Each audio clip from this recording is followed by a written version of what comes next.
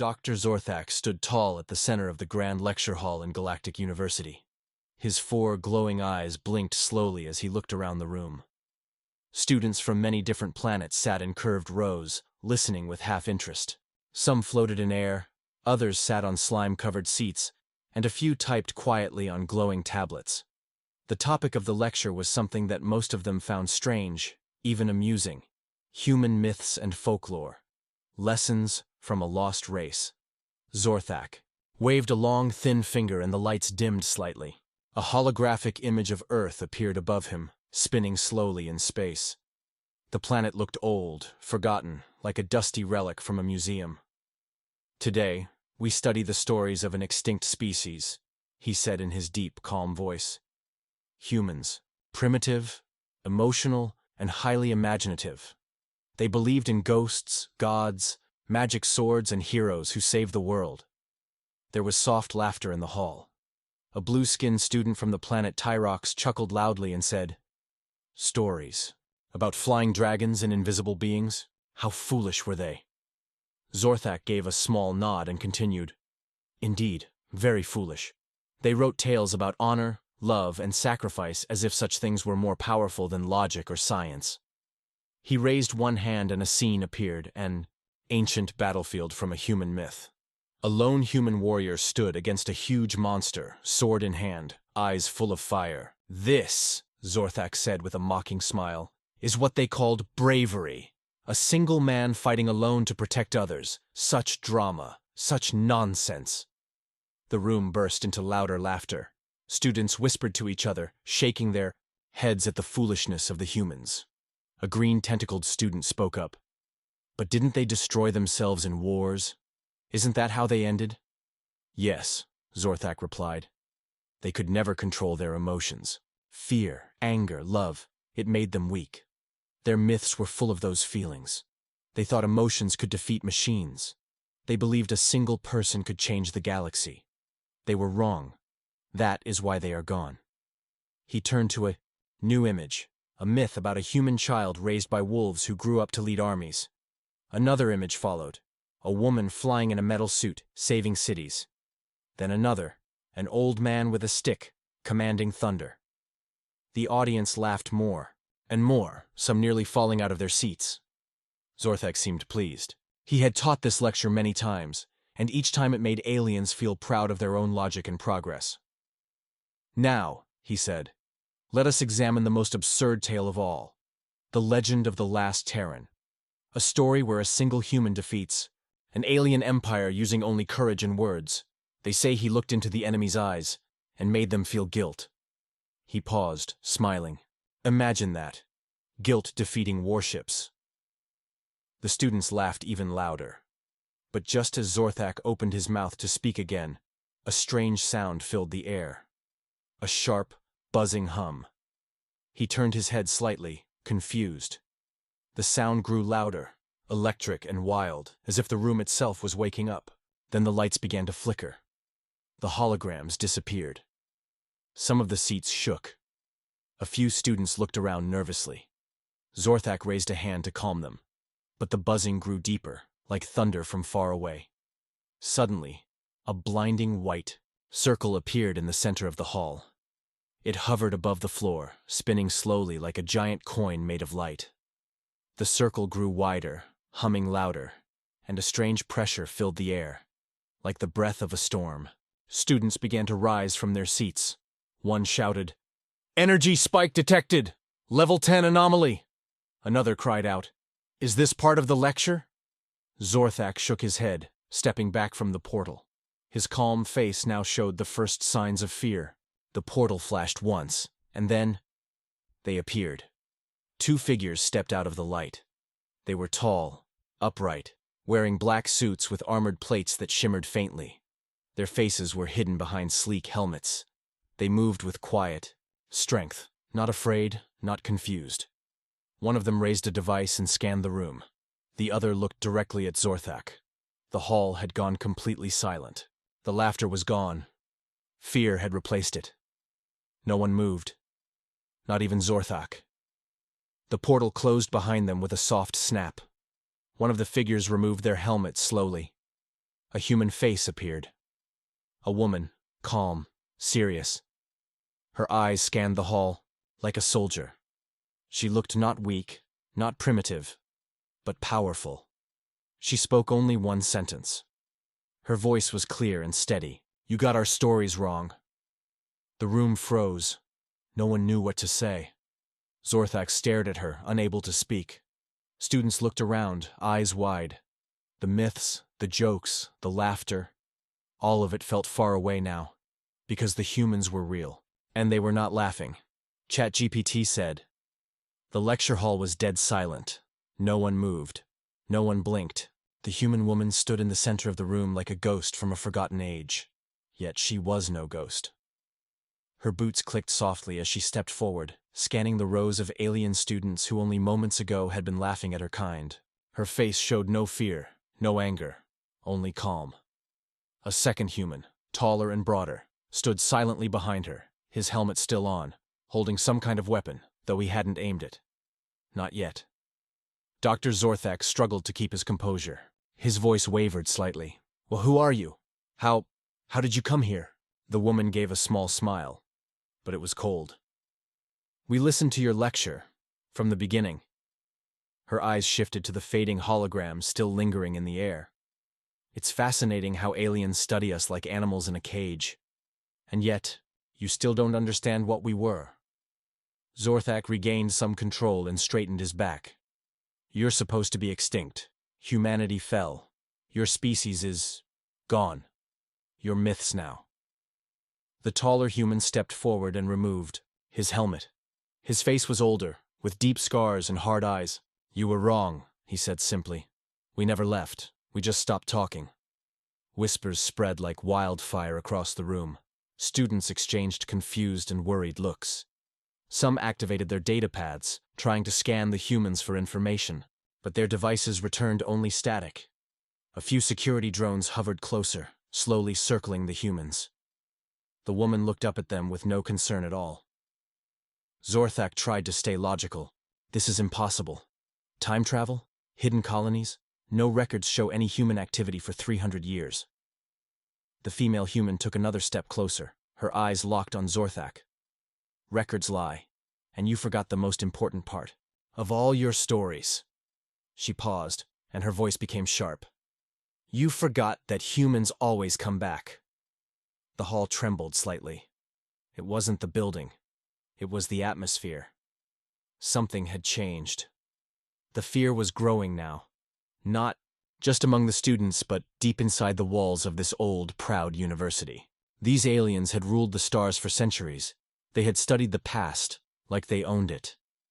But now, the past had stepped into the present, wearing armor and silence like a second skin. Zorthak raised a hand to signal the guards, but the female, human turned and threw something onto the floor. A small metal sphere. It rolled once and stopped. Then a blue beam burst from it and shot up toward the ceiling. Instantly, a 3D image filled the hall. It showed Earth, burning, but not dead. Then it changed. Underground cities, human fleets, secret missions across the stars. One image showed humans watching aliens through cloaked drones, unseen. Another showed human soldiers training in the shadows of asteroid belts. Another showed Galactic University itself, watched from above by human satellites. Gasps filled the air.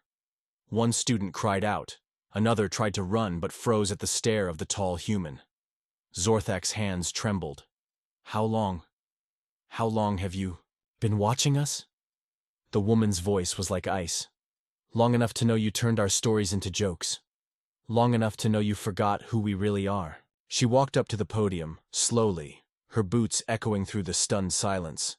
She looked at the empty hologram projector where Zorthak's images had played. Then she turned back to the crowd. "You called us weak because we believed in ghosts, gods, and heroes. You laughed at our myths. But our myths were warnings. Our stories taught us how to survive. They weren't lies. They were blueprints." Zorthak couldn't speak. The woman stepped down and nodded to the male human. He placed a small disc on the center platform. A glowing human symbol appeared, a flame burning in the shape of a fist. "This," she said, "is your new syllabus. Class is no longer about what you think humans were. It's about what we are, and what's coming. Then, for the first time since entering, the woman smiled, but this time it wasn't cold. It was dangerous. You said one man couldn't change the galaxy. That honor couldn't win a war. That emotion was weakness. She turned to the crowd, her voice rising. Now you'll learn why everything you thought was wrong. The lights dimmed. The hologram of the human fist flickered once, and then began to burn brighter. Outside, above the skies of the Galactic University, human ships uncloaked, one by one, silently surrounding the system. The humans weren't lost. They were here, and the galaxy had just been called back to class.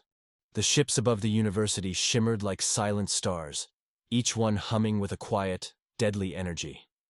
The Galactic University's defense grid lit up in response, alarms starting to blare across every wing of the ancient campus. Students rushed out of lecture halls. Professors sent emergency signals. Panic spread like fire in a dry forest. None of them had ever seen a human ship with their own eyes. Now, there were dozens, maybe hundreds, hovering above them without firing a single shot. Inside the grand hall, Dr. Zorthak stood frozen behind the podium.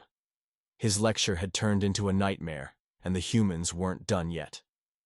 The woman looked around the hall, her face calm as ever. You taught generations that humans were extinct, that our emotions made us weak, that our myths were fiction. But while you laughed, we prepared. The male human pulled out a small data cube and tossed it into the air. It hovered above the crowd and projected dozens of images, clips, files, surveillance data, all proving what the aliens had denied for centuries. There were scenes of ancient human vaults hidden beneath the ice of Europa, black ships cruising, the edges of known space, human operatives walking unnoticed through alien cities, gathering information for a war that had never officially started. Zorthak finally found his voice. This is madness. You're threatening an academic institution. We are not warriors. The woman turned her gaze toward him. You declared war the moment you erased the truth. She stepped forward again, calm but firm. You thought humans were gone. You never considered we went silent by choice. Students whispered in every direction. Some activated secret communication links to their home planets. Others just stared at the humans, unsure whether to be afraid or fascinated. Zorthak's pride began to shatter. His lecture had been based on lies, or at least twisted facts designed to make humanity seem like a cosmic joke. The female human tapped the podium once, and the main screen behind her came to life. A single word appeared. Protocol Phoenix. She explained, that was the name of our silence. A plan to retreat, rebuild, and return. To let the galaxy believe we were gone. While we watched. While we studied all of you. Zorthak stepped back. Why now? Why return? The male human's voice was low and steady. Because you taught. A lie so long even you believed it. You told the galaxy we were extinct. That gave us the element of surprise. Before Zorthak could respond, another sound filled the room. A deep tone, like a bell made of thunder. A new figure entered the hall. He wore no armor, no weapons, just a dark cloak over a tall human frame. His eyes glowed faintly gold, and his presence made the air feel heavy. He walked with purpose, his boots clicking softly, the students parting like water around him. The woman stepped aside. Commander Lorne? The man gave her a small nod and turned to face the room. I am the last student of the old Earth ways, and I've come to teach the truth. He lifted a hand and pointed at the ceiling. The lights responded instantly, revealing a massive holographic timeline. It showed ancient human myths lined up beside real historical events. The flood myths beside the melting of Earth's polar caps. The stories of sky gods beside ancient rocket launches. The heroes of legend beside forgotten soldiers from lost wars. He walked slowly along the edge of the crowd. You mocked our stories, but those stories were code. They carried our warnings, our history, our fears, and our dreams. They were more than fantasy. They were memory. A student tried to speak. But why myth? Why hide truth in stories? Lorne looked at him. Because truth in plain sight is easily buried. But a good story survives anything. The words hit the room like thunder. Students stopped whispering. Even Zorthak lowered his head. Lorne turned back to Zorthak. You once called our myths foolish. Let me give you a new one, a real one. He looked up at the burning human symbol behind him. A galaxy that forgot fear. A people who went silent. And a day they returned. Not to destroy, but to remind the stars who lit the fire first. Zorthak swallowed hard. And what do you want now? Lorne's voice dropped to a whisper. The truth restored, and the next generation taught right. Suddenly, alerts began to flash on every alien datapad. All across the galaxy, human ships had appeared. Outside libraries, universities, government halls. Not attacking, just watching. The myth had returned, and this time, it was real. The galaxy couldn't understand what had happened.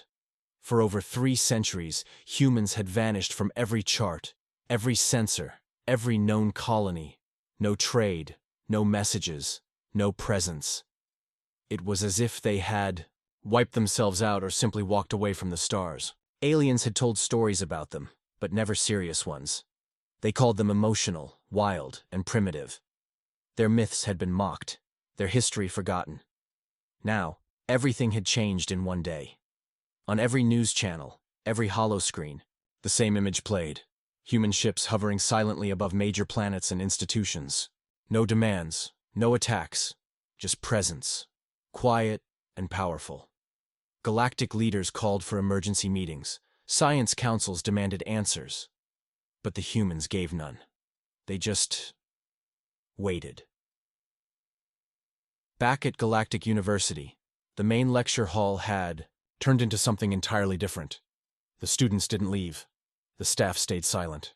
And Commander Lorne stood at the center, calm as ever, as the full truth began to unfold. He gestured to the ceiling, and the hologram shifted again. It showed a hidden archive, deep underground, somewhere far from any known system. The video feed zoomed in to reveal vaults filled with human knowledge. Books, devices, recordings of ancient Earth stories being read aloud to young human children in secret shelters. Songs sung around fires, heroes being trained not in war but in discipline and memory. We didn't forget who we were, Lorne said softly. We just made sure the galaxy did. One of the alien students, a green-skinned Dravix, raised his hand slowly. His voice shook. If you hid for so long, why return now? Why show all of this? Lorne turned his gaze to the young alien. Because we saw the way you turned our culture into a classroom joke. You taught lies about what made us human. And worse, you believed them. We didn't come back to conquer. We came to correct. Zorthak's hands trembled. His entire career, decades of lectures, books, and cultural studies, were now being burned away in a matter of hours. He looked around, searching for some way to take control again. You can't just appear and rewrite history, he snapped. That isn't how knowledge works. Lorne stared at him with cold patience. History wasn't written by truth. It was written by those who outlasted it. We did both. The female human stepped forward again. Her voice was calm, but firm. We watched every species grow after we left. We saw you build monuments, empires, trade networks. But we also saw something else. You stopped growing inside. You stopped dreaming. A hush fell across the room. She continued.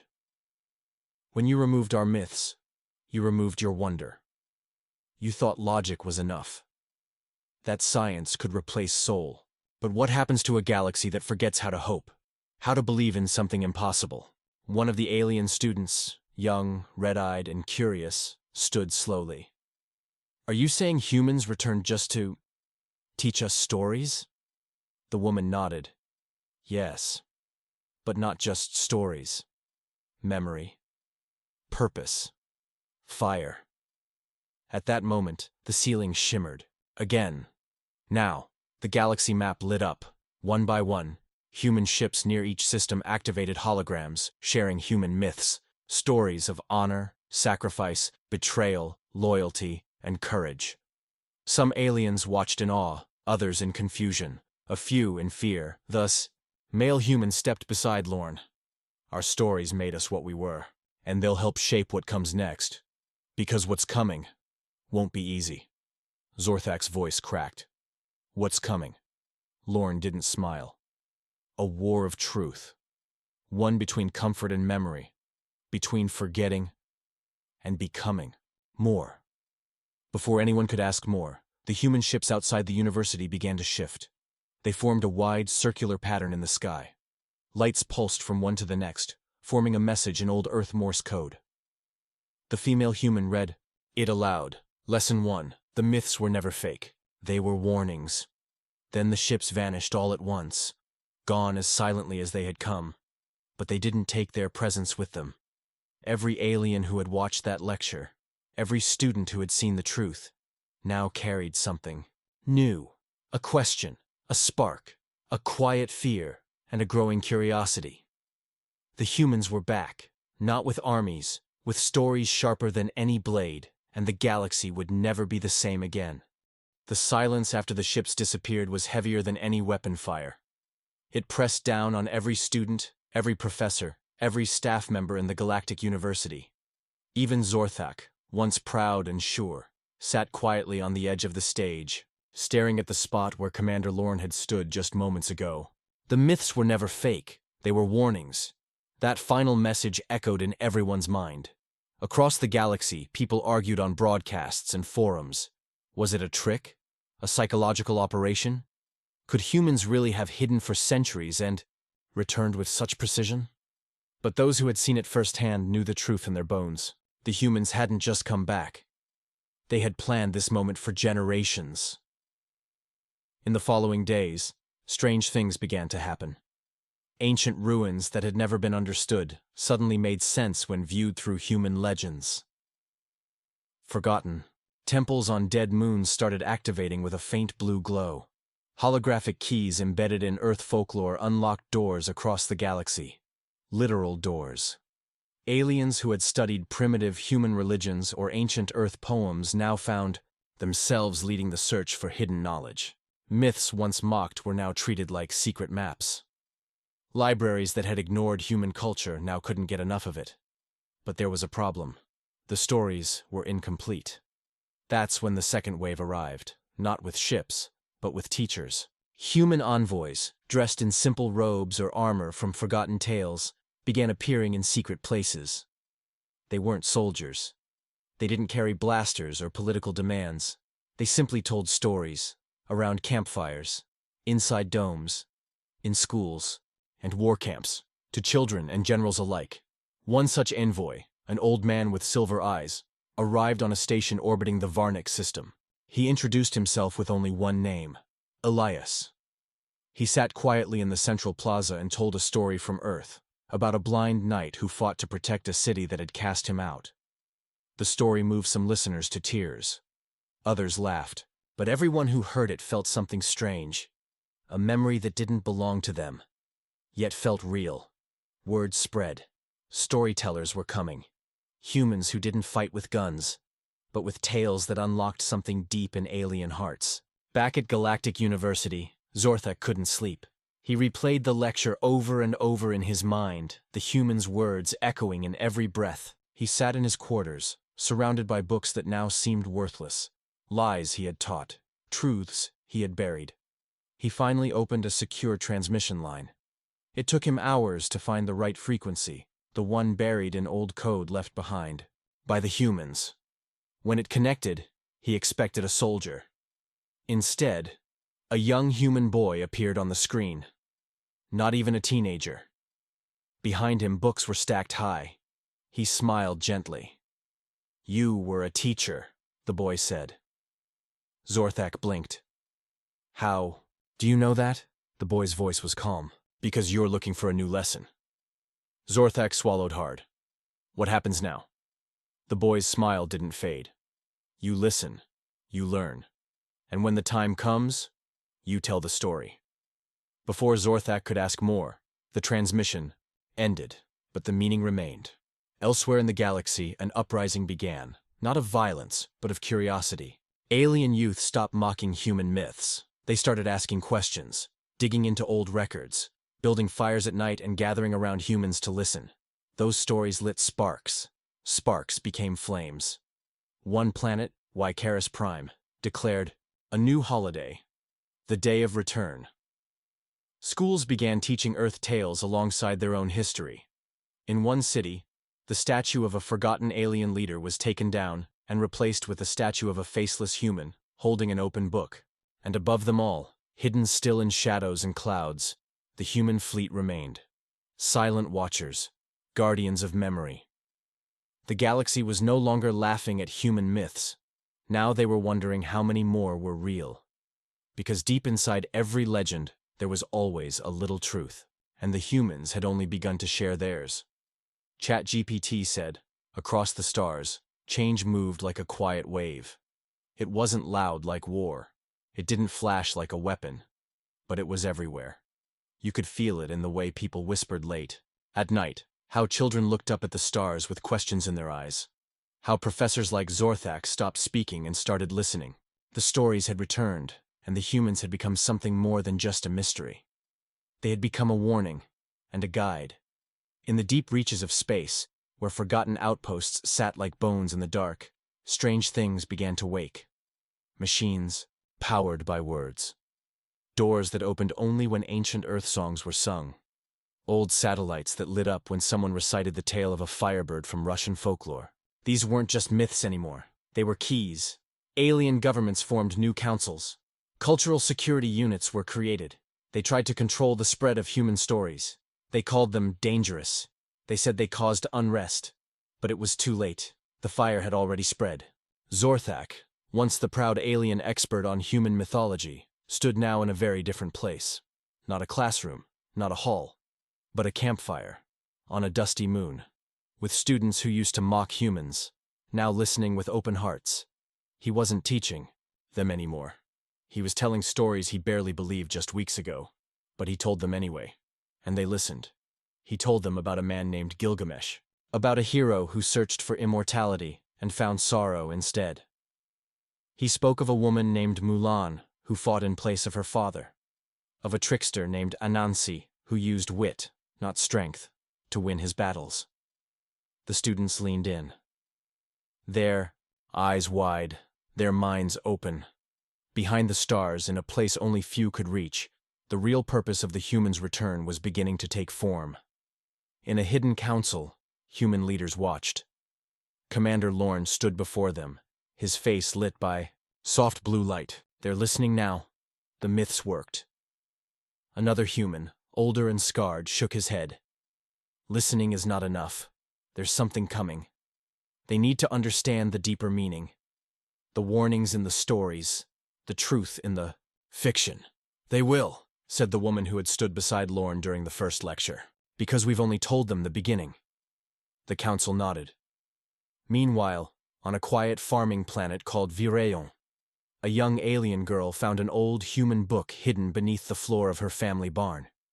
She read the story of a man who faced monsters, not with weapons, but with courage and sacrifice. The story made her cry. She didn't know why, but it felt like the story was for her. She told it to her friends. They told it to theirs.